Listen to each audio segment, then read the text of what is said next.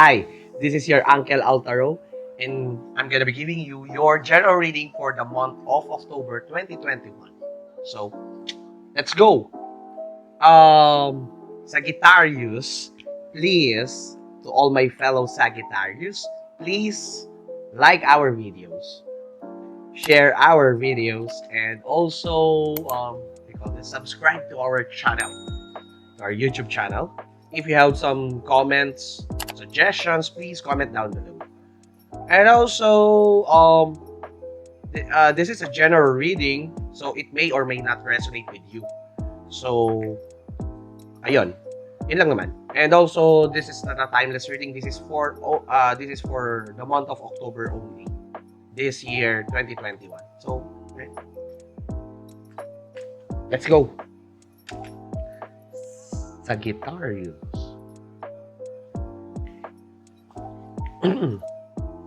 You got the 5 of Cups, Sagittarius. So you are trying to walk away from something or breaking the cycle or changing the patterns or canceling the patterns. Is that yun yung gusto ko sabihin? Or breaking the patterns. What else? You're trying to change something. You're trying to accept the whatever is happening to you, and also you're trying to move on. You're trying to walk away from this. Like for example, you're trying to kumbaga, what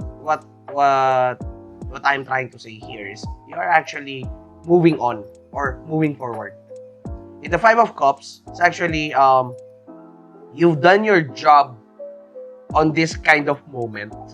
So you are looking for a more greener pasture, or what I'm trying, parang if we would put this on what do you call this, on your career, you are looking for a greener pasture. This is what I felt right now. You're looking for a greener pasture, or even in love, you're actually looking for a good partner na. Parang you don't have the time and energy anymore to fool around. If you are a single Sagittarius, you're actually looking for a more serious relationship rather than to have a wishy-washy relationship. So for your next card, you got the Reina de Espadas or the Queen of Swords. The Queen of Swords is actually you're actually waiting for the right time to grab the opportunity, or what I'm trying to feel here is actually you are actually trying to figure out what would happen if I would grab that kind of opportunity. Ano kaya mangyayari? Parang if pag-aalis ako with my with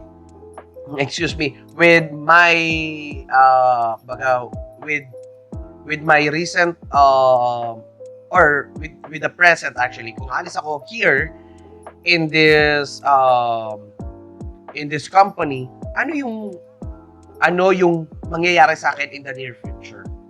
You're looking for that, or you're actually thinking about that kind of matter, actually. Yan. In the Queen of Swords, actually you're trying to get out and move forward and waiting for the right time kung ano ba talaga yung magiging decision mo for this. You got the 10 of Cups, meaning there is a celebration coming in for you.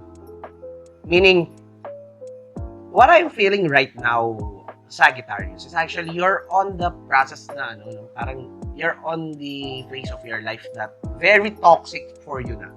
Or kasi kailangan mo na mag-grow. That is why you're actually waiting for the right time to move forward, to go on, in order for you to have the celebration that you wanted.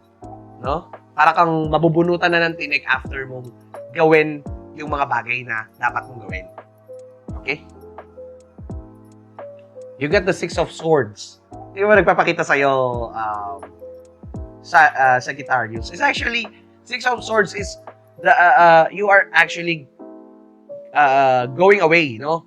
Uh, or you're actually the ship has sailed. Andar ka na. Kailangan mo na moving forward. This card here is a card for moving forward. Six of Swords. You also got the Nine of Swords here, Sagittarius. The Nine of Swords is actually here in the Five of Cups, no? The Five of Cups. And here's the Nine of Swords. The Nine of Swords is actually, you are actually overthinking about what do you want actually? Ano ba talaga yung dapat kong gawin? Ano ba yung talagang, ito bang pupuntahan ko na to? You're overthinking on this matter, actually. I don't know if this is love or a new beginning for you in your career, but or kumbaga, alis na ba ako ng trabaho and try to build my own business? Magpupundar na ba ako ng bagong business? Ay, medyo luma na yung kotse ko, nagagamit pa naman, pero bibili ba ako ng bago? Something matters to you, actually. Big deal to sa'yo, kaya mo siya pinag-iisipan, maigi, kung gagawin ko na ba? Or, hiwalayan ka na ba yung boyfriend or yung girlfriend ko? Kasi, it takes away a lot of energy on you. That's why you are planning to sail or to get out of that kind of situation. You got the Queen of Pentacles. You got the Queen on both energies here in the second row. The Queen of Swords and the Queen of Pentacles. Meaning, in the Queen of Swords, you're waiting for the right time, the divine timing, in order for you to to move forward. In the Queen of Pentacles, you are trying to be Kaya, waiting for the right time, gusto mong ma-sure ball kung tama ba yung magiging decision mo in order for you to gain more. Okay? Matututo ba ako dito? Tama ba itong gagawin ko? Etc. etc. So, that would be your energy right now, Sagittarius. You also got the Magician. The Magician has the Cups, the Pentacles, the Wands, and the Swords in order for him. You are gaining. You are gaining here. You are actually gaining all the knowledges, the learnings, the skills, no? Trying to learn to engage on new directions, to a new path, in order for you to know more, right?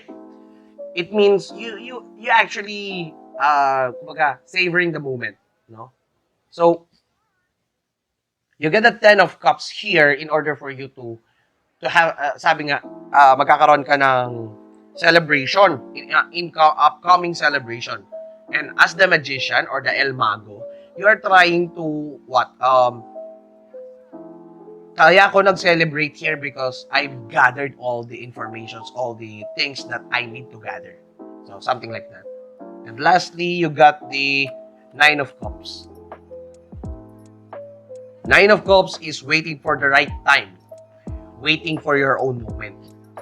You are waiting for the moment na dumating siya sa'yo. Hindi mo siya pinipilit na dumating on you. Actually, alam mong darating tong moment na to for you. That's why, right now, you are asking yourself if, am I gonna go ba? Am I not gonna go? May kailangan pa ba akong matutunan here on this kind of situation where I belong right now? That's why you are actually waiting for the right moment in order for you to fill the cups that you needed to fill. Okay? So let's clarify your message, Sagittarius.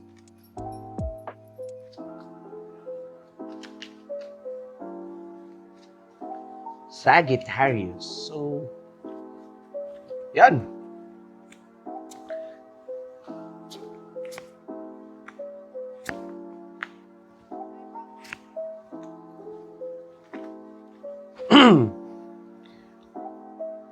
You got the Knight of Wands here.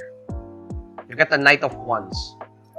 The Knight of Wands is actually, or the Knight of Bows is actually showing you that here on this process is actually mabagal yung mga pangyayari, no? So, what I'm trying to say here is actually keep going. You're still keep on going. Mabagal man, but definitely you're keep on going, just like a fox, no? Just like a fox. A fox is actually what? Yun nga, just like what I said last time, no? Parang ang fox kasi is like, waiting for the right moment, for the right time in order for him to catch his or her prey. Tama? Hindi pwedeng, ngayon mo lang naisip, ginawa mo kagad, but definitely, minsan, di ba? You're actually, getting into your intuitions, getting into your logical, getting into your intuitions in order for you to, to get intact with your journey. So, you have the Nine of Pentacles here. You have the Queen of Pentacles, and you get the Queen of Swords here, and you get the Nine of Pentacles here, meaning you're actually gathering or aiming for your goals here. That is why may mga kailangan kang alisan or kailangan mo umalis in order for you, or kailangan mo alisan, kailangan mo mag-decide in order for you to get out of that kind of situation, in order for you na makuha mo yung mga goals and dreams mo. You got the Moon card here. Okay? As the magician, we tend to be more, kumbaga, the energy of the moon is actually on us. The energy of the moon is actually brings us light into our darkness. So that would be the moon for you.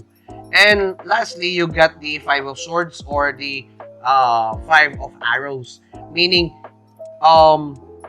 there's gonna be a lot of frustration coming in for you. There's gonna be a lot of hindi magagandang he said, she said, but definitely you're gonna, kumbaga, parang, even though people left you, still you're gonna go for whatever you are going. Still you're gonna go to your go for the gold ka dito. You're still gonna go for the gold. So, Sagittarius, that would be your reading for the month of October. This is your Uncle Altaro. Ciao!